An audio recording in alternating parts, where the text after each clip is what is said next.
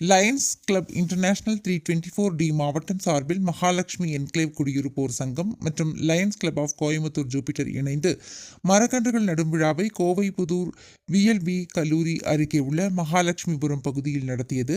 Lions மரம் நடும் நிகழ்வின் மாவட்ட ஒருங்கிணைப்பாளர் அரிமா ராஜேந்திரன் தலைமையில் மரம் நடும் நிகழ்வு நடைபெற்றது.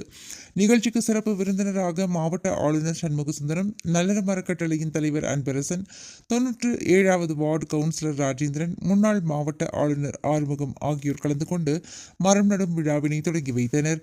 இதில் 30க்கும் மேற்பட்ட மரக்கன்றுகள் மகாலட்சுமி நகர் பகுதியில் நடப்பட்டது.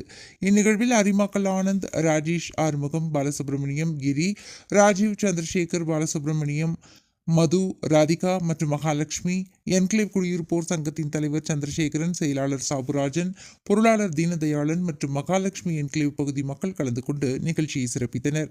நிகழ்ச்சிக்கான ஏற்பாட்டினை Lions club of Coimbatore Jupiter தலைவர் அரிமா DGS பொன்னம்பலம் செய்திருந்தார்.